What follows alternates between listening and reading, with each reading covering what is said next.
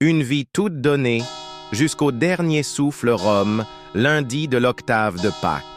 Le ciel s'ouvre, la terre pleure, l'Église contemple en silence.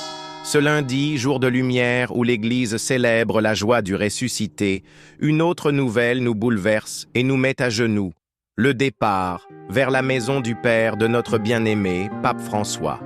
Il s'est éteint paisiblement, laissant derrière lui le témoignage bouleversant d'une vie entièrement offerte à Dieu, à l'Église et aux pauvres. Un dernier message, comme un testament. Hier encore, en ce dimanche de Pâques, malgré la faiblesse de son corps meurtri par la maladie, il est apparu à la loggia de la basilique Saint-Pierre pour offrir son dernier urbi et orbi. Ce geste, d'une douceur désarmante, portait la force d'un amour qui va jusqu'au bout. Son regard était fatigué, mais habité d'une lumière céleste. Ses paroles, brèves mais pleines de feu, semblaient sortir d'un cœur déjà uni au ciel, un appel à la paix, à la fraternité, à la miséricorde. Un souffle d'évangile pour la dernière fois. Ce fut son Gethsémani public, son ultime fiat, un peu comme le Christ montant à Jérusalem en sachant ce qui l'attendait. Le pape des périphéries. Né Jorge Mario Bergoglio, fils d'un modeste cheminot italien en Argentine, il a très tôt été façonné par la simplicité de l'Évangile vécu parmi les plus petits. Son cœur de pasteur a toujours été tourné vers les périphéries sociales, humaines, ecclésiales. Il a aimé ceux que le monde oublie. Il a porté l'odeur des brebis, selon sa propre expression. Élu pape en 2013, à l'âge de 76 ans, il a étonné le monde en choisissant le nom de François. Un nom prophétique, marqué par la pauvreté, la paix, la fraternité et l'amour de la création. Il a transformé l'Église non pas en la réinventant, mais en la ramenant à l'essentiel. Jésus-Christ, l'Évangile, la tendresse du Père. Une vie livrée à l'amour. Le pape François n'a cessé de rappeler que l'Église n'est pas une douane, mais une maison paternelle. Il nous a appris que la miséricorde est le cœur battant de Dieu. Qu'aimer les pauvres, ce n'est pas faire de l'humanitaire, c'est rencontrer le Christ en personne.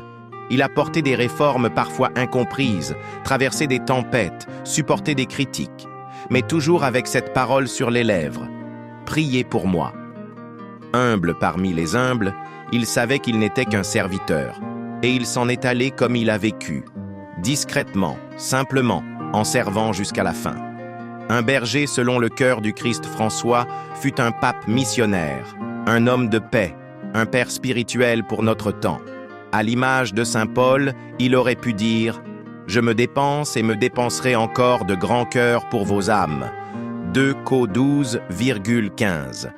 Il nous laisse un héritage immense, une Église appelée à sortir, à accueillir, à guérir, à écouter. Une Église qui se penche sur l'homme blessé au bord de la route. Une Église pauvre pour les pauvres. La foi plus forte que la mort. Ce lundi de Pâques, alors que les cloches chantent encore la résurrection, le départ de François devient pour nous un appel à la fidélité. Il est passé de la lumière pascale de Rome à la lumière éternelle de la Jérusalem céleste. Il est entré dans la joie de son Maître, lui qui a tant pleuré avec les hommes, tant espéré pour l'Église. Ne pleurons pas comme ceux qui n'ont pas d'espérance.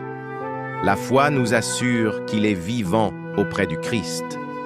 Il intercède pour l'Église qu'il a tant aimée. Son corps repose, mais son cœur continue de battre dans chacun de nous qui voulons suivre l'Évangile avec courage. Priez pour moi. Nous continuerons, Saint-Père. Cher Pape François, merci. Merci pour votre oui. Merci pour votre douceur, votre fermeté, votre patience et votre humilité. Vous avez été un témoin lumineux de la joie de l'Évangile, un disciple jusqu'au bout, un Père universel. Aujourd'hui, l'Église vous confie à la miséricorde infinie du Père, que vous avez si bien annoncée. Et nous, vos fidèles amis en Jésus-Christ, nous vous faisons cette promesse. Nous continuerons la route. Nous marcherons dans la foi. Nous aimerons l'Église comme vous l'avez aimée. Et dans nos cœurs, à jamais, votre prière résonnera. Priez pour moi. Va en paix et priez aussi pour nous.